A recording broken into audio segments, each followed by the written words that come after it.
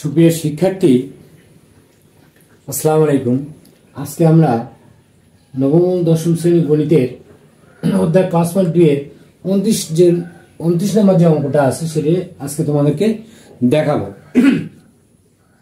তাহলে অঙ্কটাতে বলছে কি যে দুই অঙ্ক বিশিষ্ট একটি সংখ্যা অঙ্কদ্বয়ের সমষ্টি কত 7। তাহলে এমন দুটো সংখ্যা হবে যে দুই অঙ্কের হবে এবং সেই দুই অঙ্কের যে সংখ্যাটা আছে তার সমষ্টি যেন হয় কত 7। অঙ্কদ্বয় স্থান বিনিময় করলে যে সংখ্যা পাওয়া যায় তা প্রদত্ত সংখ্যা থেকে কত 9 বেশি। তাহলে এখানে কি বললো যে অঙ্কদ্বয় যদি স্থান বিনিময় করলে যে সংখ্যা পাওয়া যায় তা প্রদত্ত সংখ্যা থেকে কত 9 বেশি। আচ্ছা, প্রশ্ন বলছে কি ক চলক x এর মাধ্যমে প্রদত্ত সংখ্যাটি ও স্থান বিনিময়কৃত সংখ্যাটি লেখো। তাহলে চলক x এর মাধ্যমে প্রদত্ত সংখ্যাটি, তাহলে এখানে চলে কি প্রদত্ত সংখ্যা ও স্থান বিনিময়কৃত কি সংখ্যা দুইটা আছে এখানে। আর খতে বলছে কি সংখ্যাটি নির্ণয় করো, শুধু সংখ্যা। আচ্ছা, গতে বলছে প্রদত্ত সংখ্যাটি অঙ্কদ্বয় যদি সেন্টিমিটারে কোনো আয়তক্ষেত্রের দৈর্ঘ্য ও প্রস্থ নির্দেশ করে তবে ওই আয়তক্ষেত্রের কর্ণের দৈর্ঘ্য নির্ণয় করো। তাহলে এখানে চাইলে কি কর্ণের দৈর্ঘ্য। আচ্ছা, কর্ণটিকে কোনো বর্গের বাহু ধরে বর্গক্ষেত্রটির কর্ণের দৈর্ঘ্য নির্ণয় করো। তাহলে এখানে আবার পিস চাইলো কি যে কর্ণটিকে কোনো বর্গের বাহু ধরে বর্গক্ষেত্রটির কর্ণের দৈর্ঘ্য নির্ণয় করো। তাহলে দুইটা এখানে চাইছি। তাহলে প্রথমে আমাদের কি বললো যে কতে চলক x এর মাধ্যমে প্রদত্ত সংখ্যাটি ও বিনিময়কৃত সংখ্যাটি লেখো। তাহলে মনে করি ক নাম্বার, মনে করি একক স্থানীয় অঙ্ক কত x, এটা আমরা কিন্তু ধরে নিছি। তাহলে অতএব দশক স্থানীয় অঙ্ক হবে কত 7 মাইনাস কত x। যেহেতু এখানে অঙ্কদ্বয়ের সমষ্টি বলছে তাহলে একটা যদি x হয় আরটা কি 7 থেকে কি x কি কম হবে, তাহলে 7 মাইনাস কত x। তাহলে অতএব সংখ্যাটি, তাহলে সংখ্যাটি যদি হয় দেখো এটা কি দশক স্থানীয় অঙ্ক, এই 7 মাইনাস কত x। তাহলে দশক স্থানীয় অঙ্ক যেহেতু এই জন্য কিন্তু এখানে 10 দ্বারা কি গুণ আছে। তোমরা কি বুঝতেছ? আবার বলছি যে একক স্থানীয় অঙ্ক টি কত x, দশক স্থানীয় অঙ্ক কত 7 মাইনাস কত x। তাহলে অতএব সংখ্যাটি 10 ইন্টু কত 7 মাইনাস কত x। কেন এখানে 10 গুণ হলো? যেহেতু দশক প্লাস কত x, x হলো কি একক, তাহলে x এর সাথে যদি আমরা 1 গুণ করি তাহলে গুণ করলে ওই x ই হবে, এই জন্য এখানে কত x। তাহলে 7 10 কত 77 আর 10 দিয়ে আমরা এসব গুণ করলে কত হবে 10x প্লাস কত x। তাহলে 77 এখানে দশময় থেকে 10x এর মধ্যে থেকে আমরা কি 1x একটা x কি আমরা বাদ দিলাম, তাহলে কত পাবো 9x। তাহলে সংখ্যাটি হবে আমাদের কত 77 মাইনাস কত 9x। আচ্ছা, এখন এটা একটা অংশ গেল, সংখ্যাটি গেল আমাদের। আবার বলছি স্থান বিনিময়কৃত সংখ্যা, আবার স্থান বিনিময় করলে পরিবর্তিত সংখ্যাটি হবে। তাহলে স্থান যদি আমরা বিনিময় করি তার মানে কি এককটা যাবে কি দশকের ঘরে, দশকটা যাবে কি এককের ঘরে। তাই স্থান বিনিময় করলে পরিবর্তিত সংখ্যাটি হবে কত, তাহলে এই দেখো একক স্থানীয় অঙ্ক যাবে কত 7 মাইনাস কত x, এই যে 7 মাইনাস কত x, আর এই x ছিল এটা যাবে কি দশকের ঘরে, তার মানে কি 10x। বুঝছো কি এখানে যে আমাদের স্থান বিনিময় করলে পরিবর্তিত সংখ্যাটি হবে, তার মানে একক যাবে কি দশকের ঘরে আর 10 আসবে কি এককের ঘরে। তাহলে একক যদি দশকের ঘরে যায় তাহলে সংখ্যাটি হবে কত 10x প্লাস, আর দশক যাবে কি এককের ঘরে, তার মানে কি 7 মাইনাস x, তার সাথে কি 1 গুণ করলে আমাদের ওটাই হয়। আচ্ছা, 10x প্লাস 7 প্লাস মাইনাসে কত মাইনাস x। তাহলে 10x এর মধ্যে থেকে আমরা x আমরা কি বিয়োগ দেবো, তাহলে হবে কি 9x প্লাস কত 7। এটা হলো আমাদের কি পরিবর্তিত মানে স্থান বিনিময়কৃত সংখ্যা। তাহলে পর উত্তর কিন্তু আমাদের এখানেই শেষ। আচ্ছা, এখন দেখো খ নাম্বার সংখ্যাটি নির্ণয় করতে বলছে।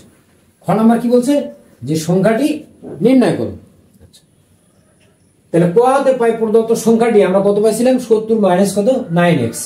আচ্ছা, প্রশ্ন মতে কি 9x প্লাস কত 7 সমান কত 70 মাইনাস 9x প্লাস কত 9। তাহলে অঙ্কোদয় স্থান বিনিময় করলে যে সংখ্যা পাওয়া যাবে তা প্রদত্ত সংখ্যা থেকে কত 9 বেশি। এখন তোমরা বলতে পারো যে স্যার এখানে কিভাবে হলো এটা, এই 9x প্লাস কত 7 সমান সমান 70 মাইনাস কত 9x প্লাস কত 9। আচ্ছা, খ হতে প্রদত্ত আমরা সংখ্যাটি পেলাম কত 70 মাইনাস কত 9x। আচ্ছা 70। আচ্ছা এখন প্রশ্ন মতে দেখো 9x প্লাস কত 7 সমান সমান 70 মাইনাস কত 9, এই যে 70 মাইনাস কত 9x এই সংখ্যার চাইতে কত 9 কত বেশি। তাহলে আগে আমাদের সংখ্যাটা ছিল কত 9x প্লাস কত 7, তারপরে এখানে আমরা কি খতে পেলাম কত 70 মাইনাস কত 9x প্লাস কত 9, যেহেতু বেশি এই জন্য এখানে কি 9 যোগ। আচ্ছা এখন দেখো 9x, এই যে 9x টা আমরা কি এই পাশে নিলাম, তাহলে মাইনাস ছিল কি হবে প্লাস, তারপরে এখানে 70 আর 9 যদি আমরা যোগ করি তাহলে 79, আর প্লাস কত 7 ছিল এই পাশে যায় কি হবে মাইনাস 7। তাহলে 9 আর 9 যদি যোগ করি আমরা পাবো কত 18, 79 থেকে যদি আমরা 7 বিয়োগ দেই তাহলে পাবো কত 72। তারপরে 18 x সমান কত হলো 72, তাহলে x সমান 18 এখানে গুণ ছিল এই পাশে যায় কি হবে ভাগ, তাহলে 4 18 কত 72, অতএব x সমান কত হলো 4। যেহেতু এখন সংখ্যাটি এখানে চাইছে কি আমাদের সংখ্যাটি, তাহলে আমাদের সংখ্যা কত ছিল 70 মাইনাস কত 9x, তাহলে যেহেতু আমরা এখানে কি x এর মানটা বের করছি, তাহলে 70 মাইনাস 9 গুণন কত x এর মান কত 4, তাহলে 70 মাইনাস 4 নং কত 36, 70 মধ্যে থেকে যদি আমরা 36 বিয়োগ করি তাহলে আমরা পাবো কত 34। তাহলে অতএব সংখ্যাটি হবে কত 34। আমরা খর উত্তর কিন্তু আমরা পেয়ে গেলাম।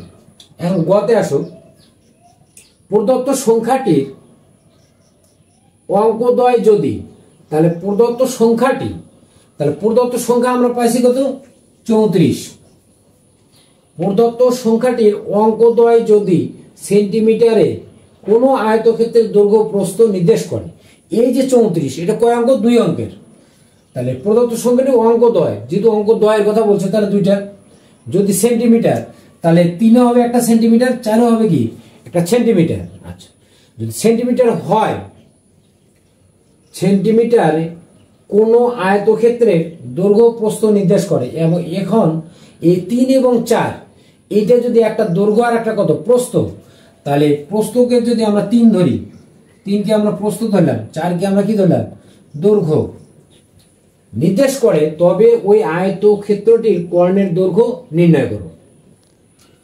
এই পর্যন্ত একটা কি প্রশ্ন, যে প্রদত্ত সংখ্যাটি, প্রদত্ত সংখ্যা ছিল কত 34, অঙ্কদ্বয় যদি সেন্টিমিটারে কোনো আয়তক্ষেত্রের দৈর্ঘ্য প্রস্থ নির্দেশ করে, তবে ওই আয়তক্ষেত্রটি কর্ণের দৈর্ঘ্য নির্ণয় করো।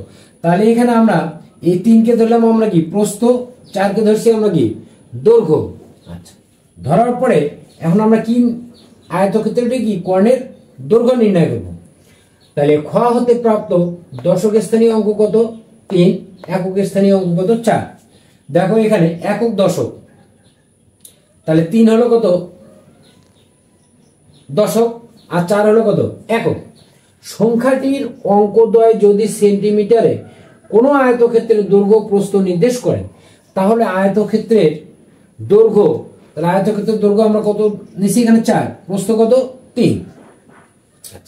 এখন বলছি যে অতএব আয়তক্ষেত্রটি কর্ণের দৈর্ঘ্য, তাহলে অতএব আয়তক্ষেত্রটি কর্ণের দৈর্ঘ্য সমান সমান কি হবে রুট দৈর্ঘ্যের উপরে স্কয়ার প্লাস প্রস্থের উপরে কি স্কয়ার। তাহলে দৈর্ঘ্য কত আমাদের 4, প্রস্থ কত আমাদের 3, তাহলে 4 4 কত 16, 3 3 কত 9, তাহলে 16 আর 9 যদি আমরা যোগ করি তাহলে পাবো কত 25। তাহলে রুট 25 এটাকে যদি আমরা বর্গমূল করি, তাহলে বর্গমূল তার মানে কি 5 এর উপরে স্কয়ার আর কত রুট, তাহলে এই রুটের সাথে স্কয়ার কাটা যাবে, থাকবে কত 5। তাহলে কর্ণের দৈর্ঘ্য আমরা পেলাম কত 5। আচ্ছা আসা আবার, তাহলে কর্ণের দৈর্ঘ্য আমরা নির্ণয় করছি কত 5। এখন কর্ণটিকে কোন বর্গের বাহু ধরে, তাহলে এই যে 5 এটাকে কি বললো যে কোন বর্গের, তাহলে বর্গ হতে গেলে কি তার 4টে বাহু কি হবে পরস্পর কি হবে সমান হবে, সমান, এটাও 5 এটাও 5 এটাও 5 এটাও কত 5।